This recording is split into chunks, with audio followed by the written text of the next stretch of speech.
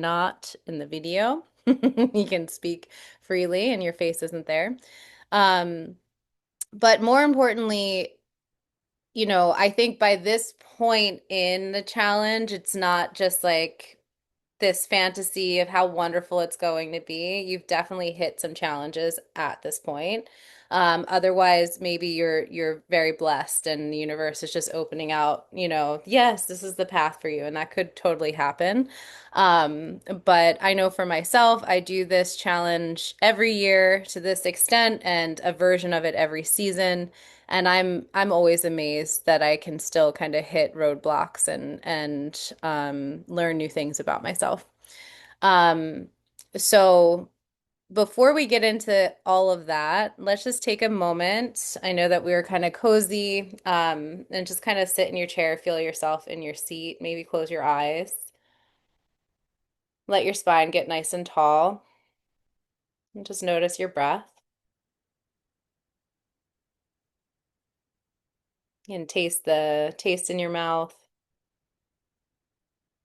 Hear any sounds in the room you're in, my voice, any smells,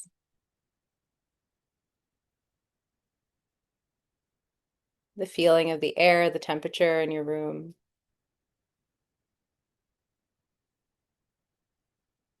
Just noticing yourself,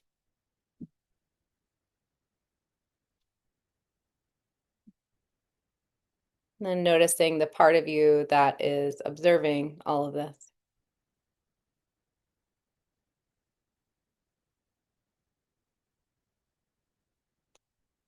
Good. And let's take a deep breath in and a slow breath out. Again, like that, take a deep breath in. Hold this time, and then out through the mouth. Good. You can open your eyes again. All right. So, in addition to getting rid of things and taking a break from things, my hope is that we're creating more self-awareness and mindfulness through the work, especially if you're working with a workbook. It's really meant to help you kind of have this shift in how we're understanding, how we're interacting with the world, and the things that we're consuming. Um, I'm going to start by just sharing some of the challenges I've had, and then hopefully that opens up a dialogue, and then we can go from there. I want to cut this off at 7:45 at the latest because there's only three of you. I think that's going to be pretty easy to do. So the challenge that I come across every single time is definitely social media. I use social media for my job, for my jobs. I have, multiple businesses and projects, and I'm a creative in that capacity, and it can really reel me in. And what I've noticed is, or what I learned is there's two different ways that we're interacting with the things that are online, our phones. And so one of them is a cortisol cycle. So when we're picking up the phone, it's actually a stress response. It's not a dopamine hit. So we're not actually seeking dopamine a lot of times when we're doing it. However, when we post online, that is a dopamine seeking behavior. So the understanding the two different ones. And so we might have actually been taking a step back from the dopamine part, but maybe we still need to work on the cortisol part. And a lot of what was coming up this week, whether it be just challenges that I was facing, wasn't just social media related, stressors that were just like hitting me out of left field. I noticed that beyond the dopamine piece, there's the need to really deal with the stress piece. When stress comes, we do go to dopamine sources so that we can feel better. Um, but the idea is not to just pretend we're not stressed and just push it down and white knuckle not having the thing, because it's not actually going to translate well in our body. It's like, what do we do with the stress when that happens? So if we want that clear-headed feeling, if we want to feel better, we still have to process the stress. We still have to do something with it. And that's where a lot of the stuff in the packet or the workbook and some of the other things that we've talked about, the videos that I've been putting out are just really what are those slightly more difficult dopamine sources. By difficult, it means it just creates there's a few more steps. So it takes a little bit more effort to walk around the block than it does to smoke a cigarette, right? So the one that walks around the block, we're actually going to be able to process what we're feeling. The smoking the cigarette is going to change our chemical makeup, and we might just feel better in the moment and even just stop thinking about it. But we do still need to do something with the stress. And I think we miss that spot, that step a lot when we're trying to cut things out of our lives and we're just white knuckling it and just dealing with the stress without anything really to support it. Or at least we're trying, but maybe we're not using the right things. So I know for me, yoga and walking, and I've been very active and it's been very helpful. I always love the Hungry Ghost because it helps me get back onto like a nice healthy kick. And yeah, I think that's the main thing. And then just getting feedback from multiple people in the program around like they hadn't necessarily messed up on or cheated on the things that they really didn't want to, but like the things that they thought they were going to be able to cut out, but round up not necessarily cutting them out. I think that's okay because I think right now we're just building confidence in ourselves that we can do without these main stress relievers and still get through. So that confidence piece is really what's going to teach us about delayed gratification. And once we feel into delayed gratification has a more lasting impact, we'll tell people about how we did this whole challenge where we went a month or whatever without doing a thing. And we'll continue to be able to think on to this thing that gives us satisfaction in the future. It's type 2 fun. I think that's all my insights that I have today at 7 p.m. on a Thursday. But if anyone anyone wants to share about their experience, any challenges, I think this is a good time to complain personally. But if you have any positives too, we can do a feedback sandwich, however you want to go. Anna, you look like you want to go first. Do I Yeah. look like I want to go first? Um, um, yeah, I resonate with everything you were saying. I think for me, I com have basically disregarded like my second and third tiers. Mm. Um, and I have noticed that, for context, I'm cutting out alcohol. And I've noticed that I have been like playing my video games a little more than I'm usually am, and I'm like shopping and spending a little bit more. So I'm trying to recognize maybe like where that comes into play and like just trying to like see it happening and then make a shift um and it's like surprising me that it's getting easier, which sounds silly, but like I'm the more you just like stop yourself in the moment, recognize a pattern that's happening, like that helps me at least build confidence. Hmm. So this first half has really just been like me being like, holy shit, like I can do this and I'm strong enough to go without X, Y, and Z. So, um, but then you get the day that you're watching the football game and you like really want a beer. But like yeah, I don't know. The NA beers have been helpful for me too. Mm. Um, but and I'm working with the workbook, and that has been like a really nice nighttime ritual for me. Um, it's just it it has really good substance, and it feels a lot like shadow work, It is which shadow. I think it is. Yeah. Um, and yeah, I'm learning a lot about myself. It feels good. Yeah, I think one of the reasons why I bring up the tiers in the workbook and the first call is just so that we kind of see that the thing that say if it's alcohol, the thing that's going to the alcohol we have been taught like, oh, I'm addicted to this thing, I have this problem, and I can't speak to like actual like really, really strong addiction, but we make it so much about the thing when in this experience, I want it to be about, the dopamine seeking, which is just words that we've come up in 2025 to express the same phenomenon we've been talking about since the beginning of time. We've been talking about this. This has been a thing always for humans. So we can start to understand that part and see it and see how it shifted. So we were talking about the video games into shopping. It's like, oh, it's not really about alcohol. There's something else happening here. And then the more we get to know that part of ourselves, we can start to really explore, okay, I'm bored. It sounds like boredom, right? Which is a huge one. But yeah, so I think the tiers, if we don't follow them perfectly, it's okay. I think just knowing that when we are going to these other things, it's probably the same character. It's still probably the hungry ghost. And then we know we're coping in some capacity. Very cool. And I'm glad you're doing the workbook. It makes me so happy. All right. Maggie, do you want to share? Sure.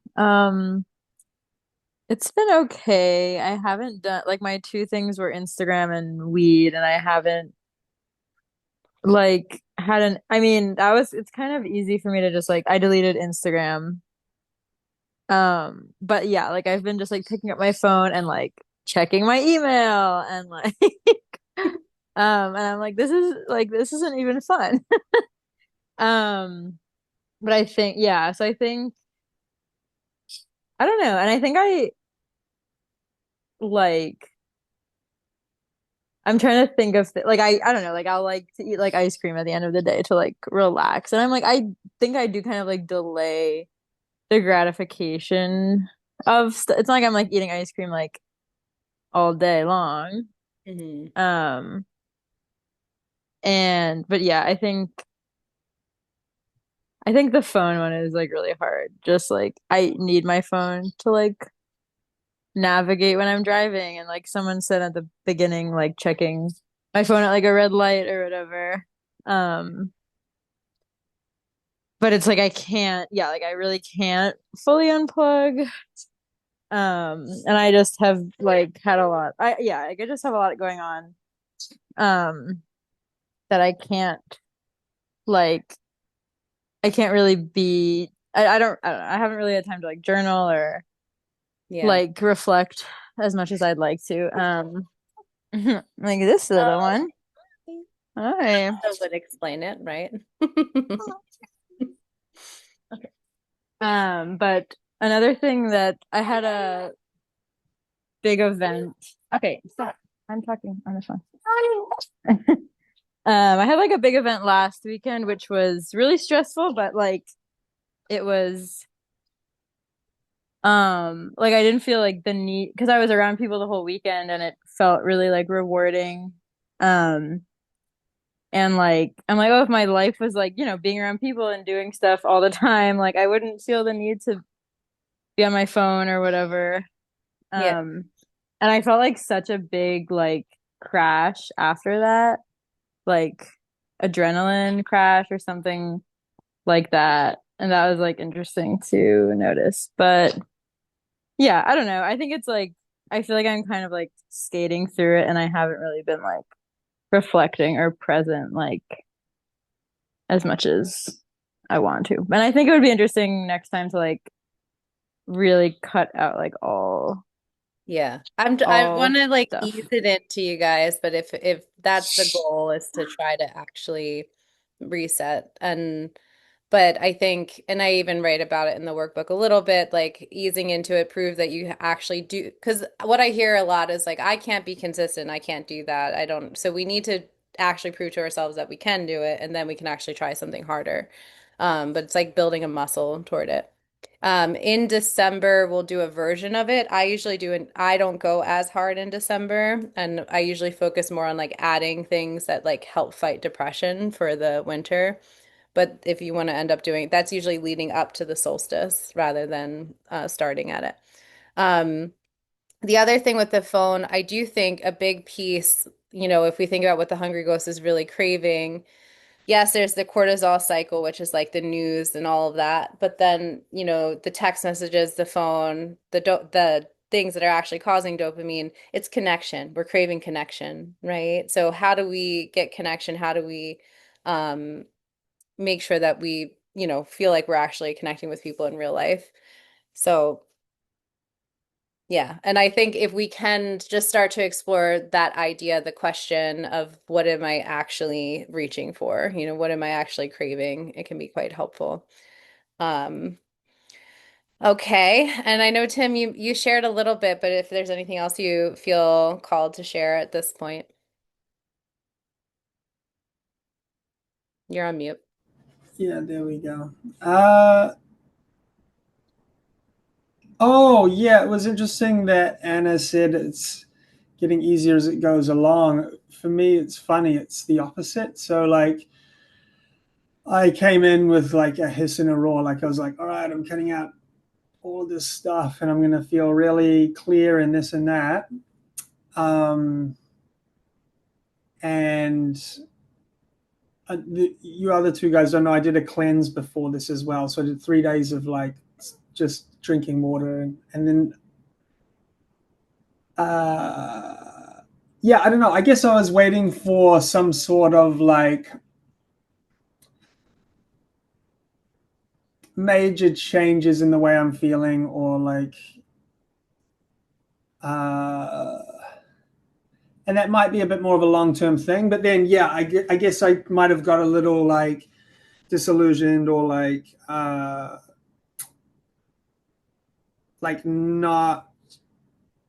not really feeling like that much has changed, but I'm like making all these huge sacrifices that are really difficult. And then, so that led me to ignore the limit. So with the social media thing, I haven't cut it out. I've got a 30-minute window each day. Mhm. Same as Cole, I use it for my tattoo business and my band and stuff like that. And then I got a personal one as well. But 30-minute window, it's kind of tough. It started off as an hour, and I was like, oh, this is so easy. And then I was like, I'll put it down to 30. But then, yeah, the longer I got through the process, honestly, it started to feel actually more difficult. And then today I was like trying to get a tattoo apprenticeship. So I was like, all right, I'm going to turn the limit off for the whole day and I'm going to message all of these shops and like, it has a utility to it. And that's what kind of like people like myself, and sounds like you too, Cole, like you're saying, it's like that's the hardest way to grapple with something when it actually affects your livelihood or your passions or whatever it is. They're tied into this like little robot. So anyway, yeah, I think it's gotten harder as the time's gone on for me, which is really interesting. Like to hear Anna saying that it's slowly gotten easier. So I've kind of gone the other way where I'm like, it felt easy at first, but then yeah, it now feels harder. What about, I know that you also cut out alcohol. Does that feel like it's getting harder? Um, it's funny. Yes, I had like 6 beers in my fridge and they sat there for a couple of, well, like longer than a couple of weeks, probably a month, because I wasn't really drinking before I did this. And then in the last couple of days, I got really, really stressed out with some personal stuff. And I had a couple of beers. And then today I had another beer. So I was just sort of like using it as a coping mechanism. Like, oh my God, this crazy thing's happened to me. Like, screw this. I'm just going to drink a beer and like chill out and fast track some sort of like escapism or relaxation, pseudo relaxation. So it was like, um, haven't had any cigarettes, but I just also didn't have any. So if I didn't have the beer Well, in the that's house, like the biggest thing, and I think I posted the other day about, I had a big stressor happen, and the only thing I think that helped me was just that I had already removed all the things that would have In Right. that moment, I would have been like, screw it, like I am the lid is flipped. I do not want to feel this. This is too much. And because it wasn't there, I was forced to like go eat something healthy and chill out, Like, it was um and I have one of my things on the wall. It says, "Don't resist temptation, remove it." Uh, Mm. and so once we're, in one of those states, it does seem like a good move. I know your goal isn't necessarily to never drink alcohol again, so I could see that be an easier one to be lax on. Um, Yeah. Yeah. Alcohol's never really had much of a grip on me, particularly. But yeah, caffeine was difficult and smokes were really difficult for that first week. Now I don't really think about those two. But yeah, like I guess social media and like drugs and alcohol, those three, a little, I guess I could say those are more like coping mechanisms. yeah. And yeah, when shit hits the fan, it's like, damn, it makes it a lot harder. I will say, so this is, I don't, we could also, when I first started this program or when I was leading up to this program, this time around, people were like, oh, well, what do you abstain from? Or what do you suggest people abstain from? I'm like, well, if they have a 12 steps group about it, I'd consider seeing if you could go without it. Mm, Because those are the ones that are really usually the coping mechanisms. These are the things that we can numb with. Um, so if you think about like food addiction, like people they need to abstain from anything that's been made into a fine powder. Any food that is in a fine powder. So flour, sugar, um, what are the other fine, you know what I mean? There's probably other ones. So they can't eat any of those because those are highly addictive foods, which is just like a mind-blowing thing. But someone with food addiction, you can't stop eating, right? Like you have to eat in order to be a person. So there's some level of like we actually need to be thinking about balance and like what is too big of a temptation, what isn't.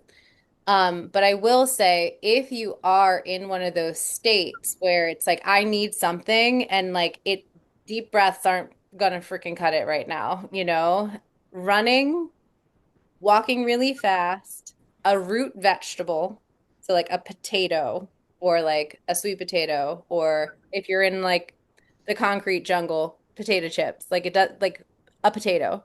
Um, and holding your breath, not necessarily, you don't want to pass out, but like taking a deep breath in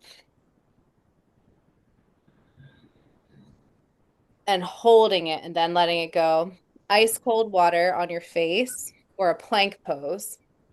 So these are all like intense things or like something that's going to be grounding, like a root vegetable, will have a very similar effect as taking a drink or smoking a joint or something like that. So just kind of knowing that there's something in it that really calms the nervous system. The plank pose, I think, is mostly like if you tend towards anger when you're stressed, or if like you feel it in your tummy. mm.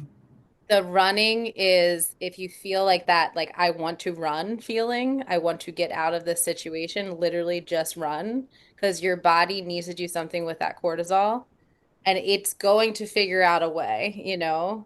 So you can literally just run around the block. People do it all the time. It's normal, right?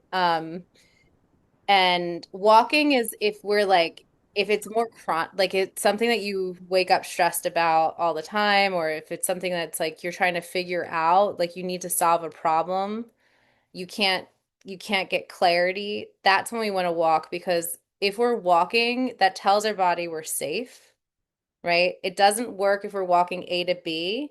So it's like, oh, I have to get to the train by 2 o'clock. That's not going to do it. That's great for calorie burning, but it's not going to calm your nervous system.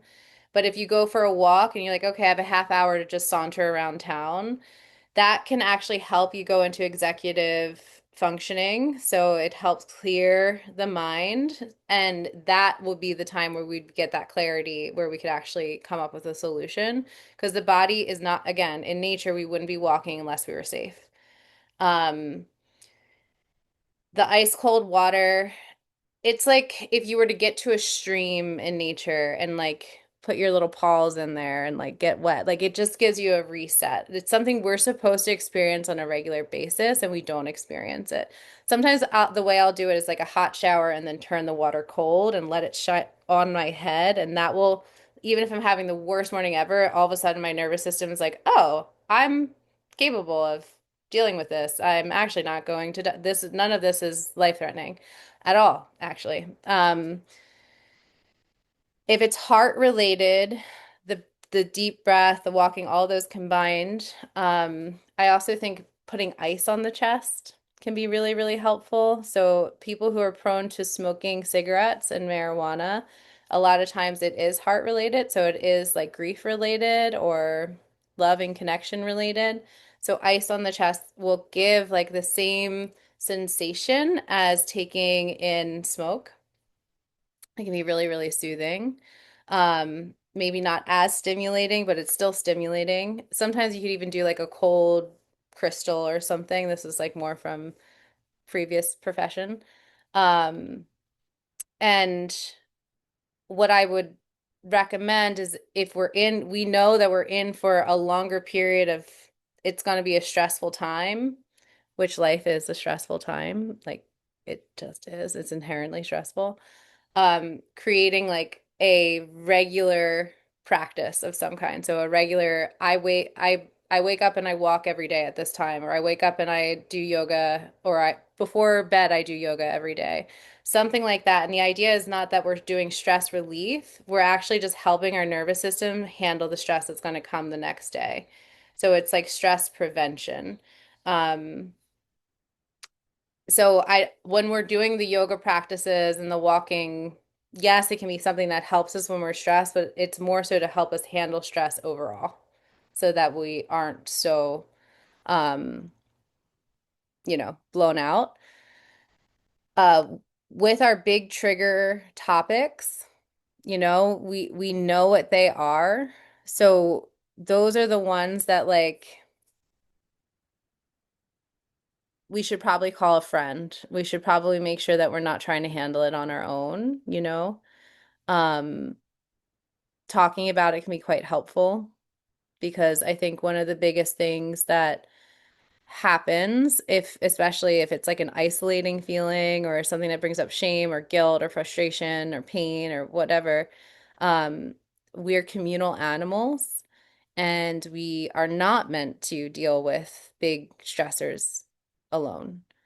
So on top of having a big stressor, trying to do it on your own can actually make it feel more life-threatening to the nervous system. So not like you might know intellectually it's not life-threatening, but because we're supposed to do things with other people, your nervous system knowing that someone else is caring or hearing you, it's going to make you feel safer. So we're just kind of trying to facilitate the body, which is actually an animal living in this weird made up situation, in that like we've built all this over hundreds of years. It's an animal though, so we had to facilitate situations where it can actually feel safe. Cats, dogs, all of that they can also be stressors, but them laying on you, that can be really, really helpful. When I used to do Reiki, I remember someone at some point said that cats invented Reiki, so they're really, really good at soothing the body. But yeah, so especially when we're trying to do without our main coping mechanisms, we want to try to have some sort of ongoing support that we're adding in. So we're adding in nice things. We're not just taking things away. We're also still kids, even as we're getting like grayer and older, like our little kid self is still in there. So every time you take something away, it's like, but I want to be good. Like, what do you mean? Like, I deserve that. Like, I can't have the thing that I like. That doesn't feel fair.